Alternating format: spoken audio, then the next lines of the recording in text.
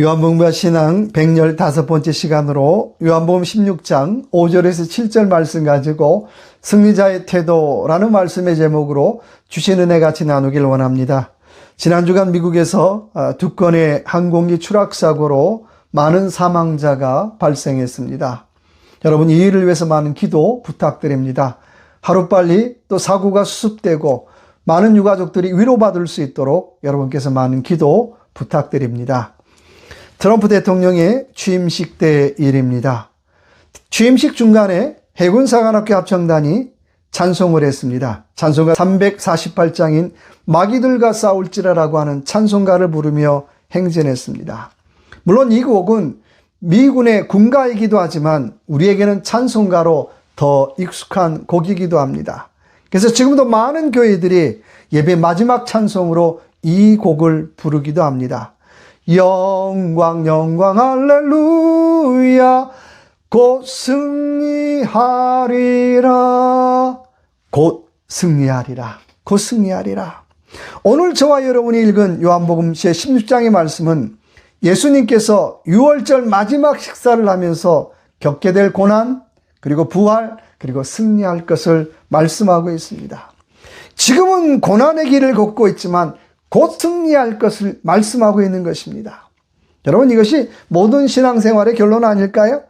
영적인 해피엔딩이잖아요.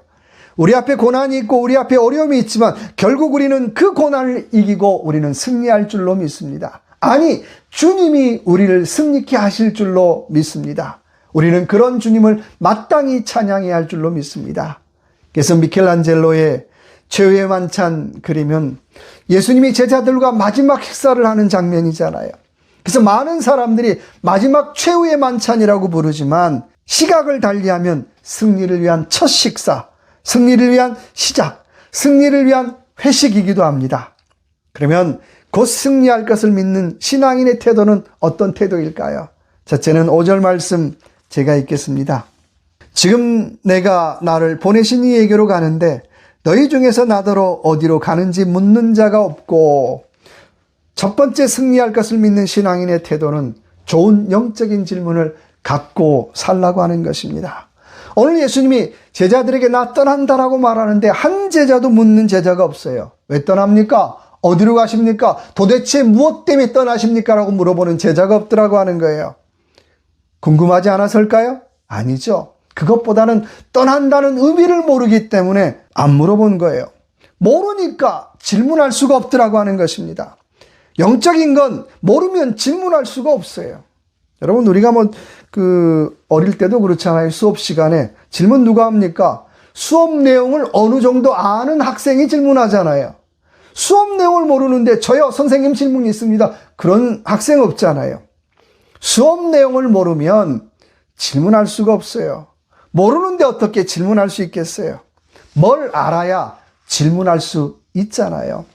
오늘 제자들은 부활의 의미를 모르기 때문에 질문할 수가 없었어요. 고난의 의미를 모르기 때문에 질문할 수가 없었어요. 천국의 의미를 모르기 때문에 질문할 수가 없더라고 하는 것입니다. 모르니까 질문할 수 없다라고 하는 것입니다. 그래서 우리는 신앙생활하면서 기왕이면 좀 영적으로 알고 영적으로 의미 있는 질문들을 갖고 살아야 할 줄로 믿습니다. 마가복음 12장 28절 이하에 보니까 한 율법학자가 예수님에게 나와 묻습니다. 주님, 모든 계명 중에 가장 으뜸이 되는 계명이 무엇입니까? 라고 질문하고 있어요. 다른 말로 번역한다면 예수님, 어떻게 하면 신앙생활 잘할 수 있겠습니까? 내가 어떻게 하면 신앙생활 멋지게 할 수 있습니까? 라고 하는 질문이잖아요. 그 질문에 주님은 내 마음을 다하고 내 목숨을 다하고 내 힘을 다하여 내 하나님을 사랑하고 그리고 내 이웃을 내 몸과 같이 사랑하라고 말하고 있어요. 하나님을 사랑하는 일이든 이웃을 사랑하는 일이든 좀 다 해보라고 말씀하고 있는 것입니다.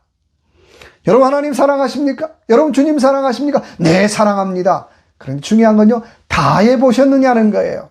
다 해보는 사랑을 좀 해보라고 하는 것입니다.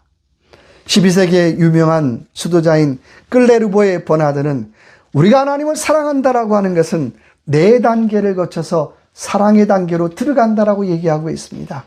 첫 번째 단계는 가장 낮은 단계로 자신을 위해서 자신만을 사랑하는 단계예요. 두 번째 단계는 자신을 위해서 하나님을 사랑하는 단계가 있습니다. 하나님이 복 주니까, 하나님이 은혜 주니까, 하나님이 뭔가를 주니까 하나님을 사랑하는 단계가 있더라는 거예요. 세 번째는 하나님을 위해서 하나님을 사랑하는 단계가 있습니다. 하나님이 정말 좋은 분인 줄 알았기 때문에, 하나님이 은혜 주는 분인 줄 알았기 때문에 하나님을 사랑하는 단계가 있어요. 뭘 줘서가 아니라 인격적으로 하나님을 사랑하고 사모하는 단계가 있더라는 거예요. 그리고 마지막 단계는 하나님을 위해서 자신을 사랑하는 단계가 있더라는 거예요. 그런데 이 세 번째 단계의 사랑은 첫 번째 이기적인 자기 사랑하고는 거리가 멀어요. 이 사랑은 이런 사랑이에요. 내 뜻이 하나님의 뜻과 하나 되고, 내 마음이 하나님의 마음과 하나가 되어, 내 몸이 하나님과 하나가 되어 사랑하는 그런 사랑을 얘기하는 거예요. 그럴 때에 내 목숨과 내 힘을 다하여 주님을 사랑하게 되더라고 하는 것입니다. 자신의 전 존재를 다해서 주님을 사랑하게 되는 거예요. 또 그렇게 이웃을 사랑하더라고 하는 것입니다. 여러분, 요즘 신앙생활하면서 어떤 질문을 가장 많이 하고 살아가십니까? 하나님을 사랑하고 이웃 사랑한다라고 하는데 어떤 질문을 가장 많이 하고 살아가십니까?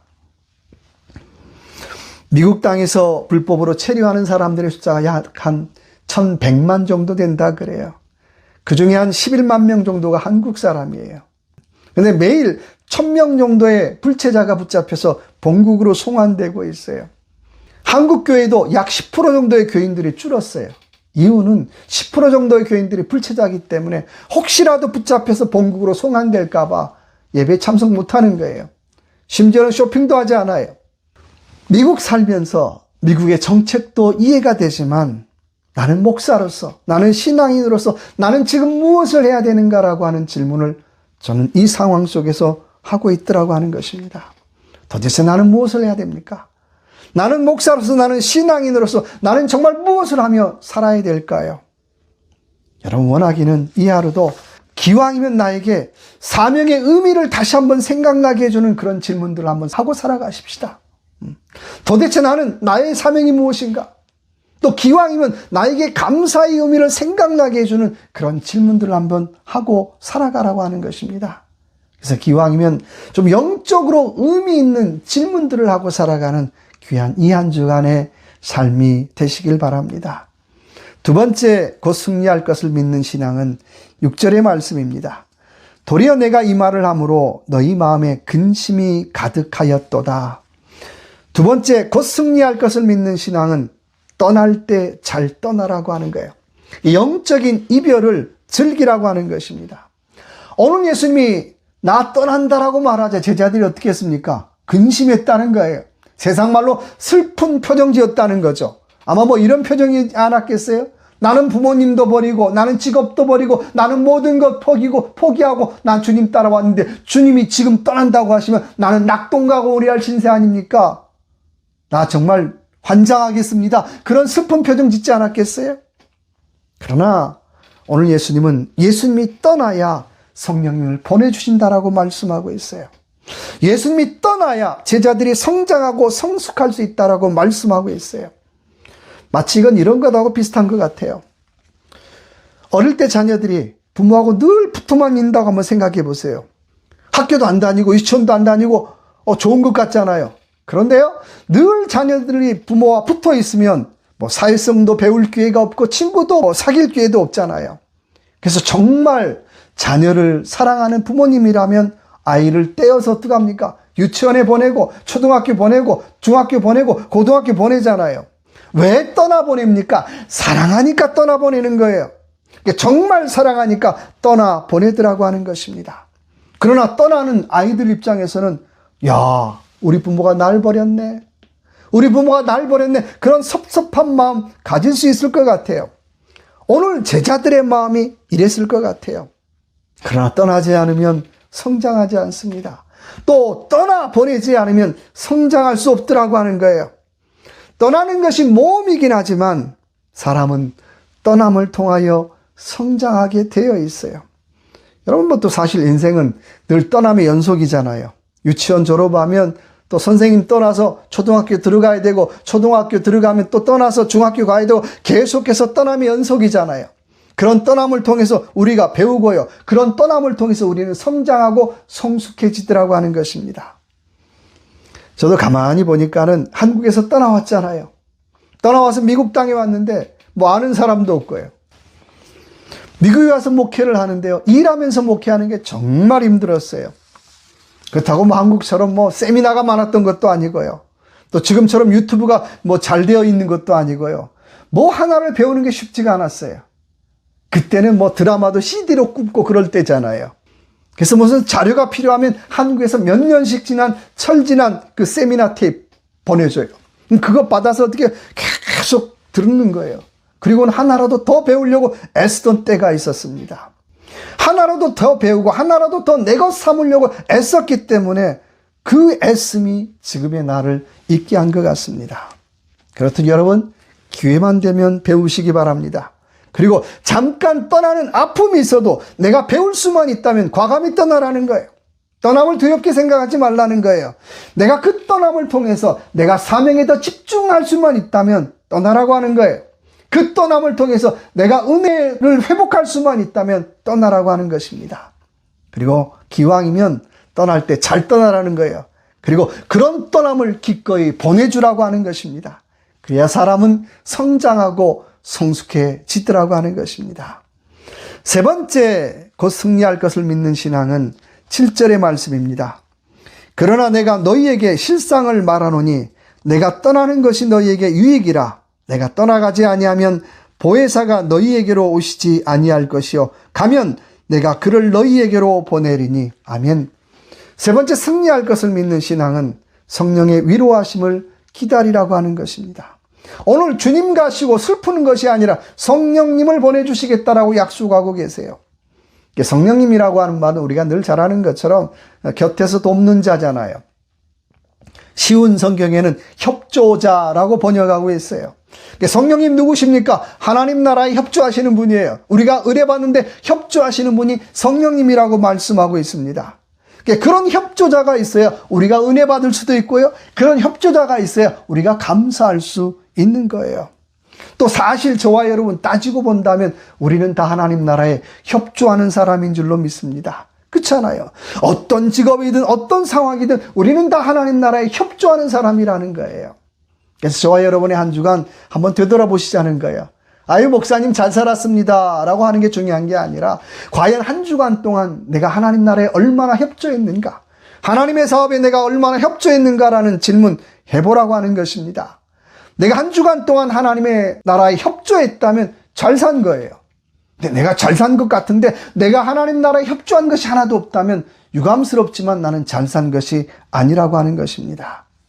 오늘 성령님은 우리를 붙잡아서 우리가 하나님 나라에 협조하며 살 수 있도록 우리를 붙잡아 주신다라고 약속하고 있습니다. 종종 제가 제 손녀딸인 이래와 함께 산책을 합니다. 산책하면서 손을 꼭 잡고 가요. 얘가 한 돌이 지났는데 걸음이 굉장히 서툴러요. 잘 넘어지고 잘 자빠져요. 제가 꼭 붙잡고 갑니다. 붙잡고 가면 주변에 있는 이웃들이 보면서 아이고 애기가 할아버지 손을 붙잡고 가네요 라고 얘기를 해요. 여러분, 손녀딸이 제 손을 붙잡고 가는 건가요? 아니잖아요. 제가 손녀딸 손 붙잡고 가는 거잖아요. 제가 손녀딸을 단단히 붙잡아 주니까 얘가 잘 안 넘어지고 잘 안 자빠지는 거예요. 여러분, 성령님의 역할도 마찬가지예요. 성령님께서 저와 여러분의 손을 이 시간 붙잡아 주시는 줄로 믿습니다. 그래서 넘어지지 않게 하더라는 거예요. 어떤 어려움도 다 이기게 해주시더라고 하는 것입니다. 근데 우리는 종종 착각해요. 내가 붙잡았잖아요. 내가 붙잡았잖아요. 아니죠. 성령님께서 붙잡아 주신 줄로 믿습니다. 우리 착각하고 살면 안 돼요. 내가 잡고 내가 산 줄로 착각하면 우리는 내 수고와 내 공로에 빠질 수밖에 없어요. 주님께서 붙잡아 주신 줄로 믿습니다. 이런 믿음의 고백이 있기를 주님의 이름으로 축원합니다. 사도행전 5장 27절 이하에 보니까 감옥에 갇힌 베드로가 많은 유대인들 앞에서, 유대 공회 앞에서 간증하는 내용이 나와요. 이렇게 간증합니다. 하나님은 십자가에 달리신 예수님을 다시 살리셨습니다. 그리고 그 주님 앞에 우리는 마땅히 회개해야 합니다. 바로 우리는 그 일의 증인입니다. 그리고 하나님은 순종하는 자에게 성령을 부어주시고, 그리고 성령 받은 사람은 하나님의 명령에 순종해야 합니다라고 고백하고 있어요. 하나님 앞에 성령 받은 사람은 사명 앞에 순종해야 할 것을 고백하고 있더라고 하는 거예요. 누구의 설교인가요? 누구의 고백인가요? 베드로의 간증이에요. 어부 베드로의 간증이더라고 하는 거예요. 하나님께서 그 어부에게 성령을 부어주심으로 그를 사도로, 그를 증인으로, 그를 사명자로 세워주시고 있더라고 하는 것입니다. 여러분, 성령 받으면 사람은 변하는 줄로 믿습니다. 안 변합니다. 아니에요. 안 변합니다라고 얘기하면 그가 받은 성령이 가짜이거나 그 사람이 가짜이거나 둘 중 하나예요. 성령 받으면 변할 수밖에 없더라는 거예요. 하나님의 사명자로, 증인으로 바뀌어지더라고 하는 것입니다.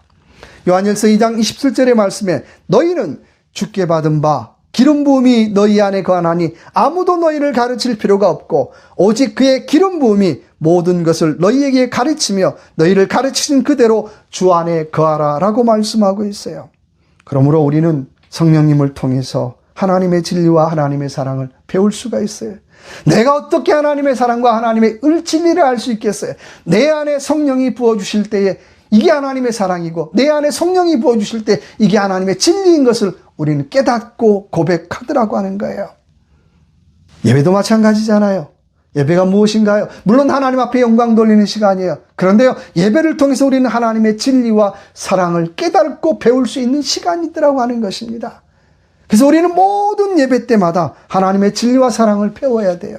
그래서 우리는 예배 때마다 늘 새롭게 변화되어야 할 줄로 믿습니다. 하나님의 진리로, 하나님의 사랑으로 우리는 변화되더라고 하는 것입니다.